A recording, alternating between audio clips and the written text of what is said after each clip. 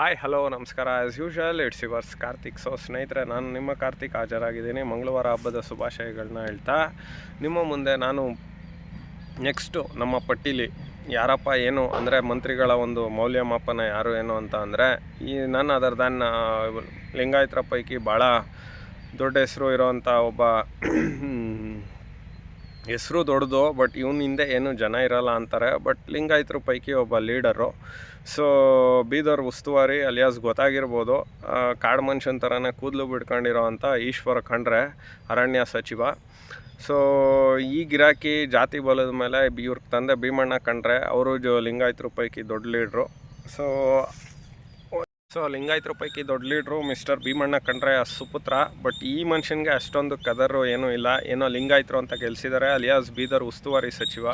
So ಅರಣ್ಯ ಇಲಾಖೆಗೆ ಸಂಬಂಧಪಟ್ಟಂಗೆ ಏನಪ್ಪ ಕಟ್ಟೆ ಆಗಿದೆಯಾ ಅಂದರೆ ಯಾವುದೂ ಇಲ್ಲ. ಹೋಗಲಿ ಅರಣ್ಯ ಇಲಾಖೆಗಳ ಒಂದು ಇದನ್ನು ತಗೊಂಡಿದ್ಯಾ ಅಂತ ಅಂದರೆ ಇದೇ ಹಿಂದೆ ರಮೇಶ್ ಕುಮಾರ್ದು ಕೇಸ್ ಬಂದಾಗ ಇಲ್ಲ, ಇವನಿಗೆ ದಮ್ಮು ಇಲ್ಲ, ತಾಕತ್ತು ಇಲ್ಲ, ಅಥವಾ ಗಂಡಸ್ತನ ಇದೆಯೋ ಇಲ್ವೋ ಗೊತ್ತಿಲ್ಲ ರಾಜಕೀಯವಾಗಿ. ಅದೇ ಕುಮಾರಸ್ವಾಮಿದು ಇದು ಬಂದಾಗ ಅದು ರೆವಿನ್ಯೂ ಲ್ಯಾಂಡು ಅದು ಇದು ಅಂತ ಟೀಕೆ ಮಾಡೋಕ್ಕಾಗುತ್ತೆ. ಇವೊಂದು ಬರೀ ಮಾತು, ಬೇರೆ ಏನೂ ಇಲ್ಲ. ಅದೋಗಲಿ ಆಯಿತು, ಜನಗಳು ಒತ್ತುವರಿ ಮಾಡಿರೋದನ್ನು ಇವನು ಹೋಗಿ ಜಬರ್ದಸ್ತ್ ಮಾಡಿ ತಗೊಳಕ್ಕಾಗುತ್ತೆ. ಮಂತ್ರಿಗಳದ್ದು ಇಲ್ಲ, ಇನ್ಕ್ಲೂಡಿಂಗ್ ದಿನೇಶ್ ಗುಂಡೂರಾವ್ ಕೂಡ ಒತ್ತುವರಿ ಮಾಡಿದರು. ಕುಮಾರಸ್ವಾಮಿ ದಾಖಲೆ ಬಿಡ್ತಾ ಇದ್ದಂಗೆ ವಾಪಸ್ ಕೊಟ್ಟ ದಿನೇಶ್ ಗುಂಡೂರಾವು. ಸೊ ಇರಲಿ, ಇದೆಲ್ಲ ಇತಿಹಾಸ. ಸ್ನೇಹಿತರೆ, ನಾನು ಹೇಳೋದೇನಪ್ಪ ಅಂತ ಅಂದರೆ ಒಬ್ಬ ಮಂತ್ರಿ ಹೆಂಗಿರಬೇಕು ಏನೂ ಗೊತ್ತಿಲ್ಲ. ಆದರೆ ಇವನ ಮಗನ ಗೆಲ್ಲಿಸ್ಕೊಂಡಿದ್ದಾನೆ ಇವನ ಕೆಪಾಸಿಟಿ ಮೇಲೆ, ನಾವು ಅದ್ರ ಬಗ್ಗೆ ಮಾತಾಡೋಲ್ಲ. ಈಗ ಕುಮಾರಸ್ವಾಮಿ ಅವ್ರ ಮಗನ ಗೆಲ್ಲಿಸ್ಕೊಳಕ್ಕಾಗಲಿಲ್ಲ 3 ಸಲಿನೂ.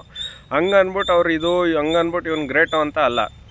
ಆಮೇಲೆ ಕುಮಾರಸ್ವಾಮಿ HAL ಏನೋ ಇಂಪ್ರೂವ್ ಮಾಡಬೇಕು ಅಂತ ಹೋದರೆ ಅದಕ್ಕೆ ಒಬ್ಬ ಏತ್ಲಾಂಡಿ ಇವನು ಅಡ್ಗಾಲ ಹಾಕೊಂಡು, ಇವನೊಬ್ಬನೇ ಅಲ್ಲ, DK ಶಿವಕುಮಾರ, ಸಿದ್ದರಾಮಯ್ಯ ಈ ಥರ ಹಲವಾರು ರೀತಿಯಲ್ಲಿ ಅಡ್ಗಾಲ ಹಾಕೊಂಡ್ರು. ಬಟ್ ಕುಮಾರಸ್ವಾಮಿ ಅವರು ಅದನ್ನು ಯಾವುದನ್ನು ತಲೆಗೆ ಹಚ್ಕೊಳ್ದೆ ಅವ್ರ ಕೆಲಸನ ಅವ್ರು ಮಾಡ್ತಾಯಿದ್ದಾರೆ.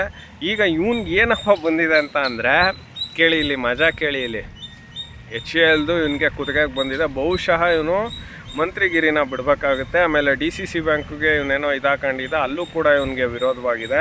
ಸೊ ನಾನು ಹೇಳೋದು ಇಷ್ಟೇ ರೀ, ನಾವು ಏನು ಮಾಡ್ತೀವಿ ಅದನ್ನು ನಾವು ಉಣ್ತೀವಿ ರೀ. ಬರೆದಿಟ್ಕೊಳ್ಳಿ ನೀವು.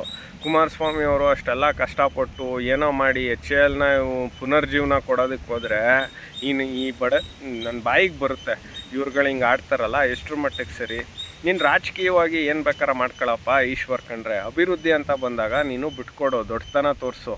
ಅದನ್ನು ಬಿಟ್ಬಿಟ್ಟು ಇದು ಅರಣ್ಯ ಜಾಗ, ಇದು ಆ ಜಾಗ, ಇದು ಈ ಜಾಗ ಅನ್ಕೊಂಡು ಮಾಡ್ತಿದೆಯಲ್ಲ, ಇದು ನಿನಗೆ ಶ್ರೇಯಸ್ ತರೋದಿಲ್ಲ ಒಂದು. ಆಮೇಲೆ ದಿಸ್ ಇಸ್ ದ ಲಾಸ್ಟ್ ನಿನಗೆ ಈಶ್ವರ್ ಖಂಡ್ರೆ. ಇದು ಬೀದರ್ ಅಂತ ಅಲ್ಲ, ನಿನ್ನ ಕ್ಷೇತ್ರದಲ್ಲಿ, ಬಾಲ್ಕಿ ಕ್ಷೇತ್ರದಲ್ಲಿ ನಿಂದು ಅತ್ಯಂತ ಕಡೆ ಆಟ. ನಿನ್ನ ಮಗಂದು ಬೆಣೆ ಹೊಡಿತಾರೆ, ಲಿಂಗಾಯತರೆ ಬೆಣೆ ಹೊಡಿತಾರೆ ಅಂದರೆ ನೀನು ಅದನ್ನು ಮತ್ತೆ ಮತ್ತೊಮ್ಮೆ ಮಗದೊಮ್ಮೆ ನೋಡ್ಕೋಬೇಕು. ಆ ಮಟ್ಟಕ್ಕೆ ನೀನು ಲಕ್ಷ್ಮೀ ಹೆಬ್ಬಾಳ್ಕರ, MB ಪಾಟೀಲ ಎಲ್ಲರಿಗೂ ಇದು ಕೊನೆ ಆಟ. ಬಿಕಾಸ್ ಸ್ವಾಮೀಜಿಗಳು ಎಲ್ಲರೂ ಕಾಯ್ತಾ ಇದ್ದಾರೆ, ಯಾವುದೇ ಒಂದು ಎಲೆಕ್ಷನ್ ಬರಲಿ ನಾವು ಈ ಒಂದು ಸರ್ಕಾರಕ್ಕೆ ಬುದ್ಧಿ ಕಲಿಸ್ಬೇಕು, ಎಸ್ಪೆಷಲಿ ಸಿದ್ದರಾಮಯ್ಯನಿಗೆ ಅಂತ.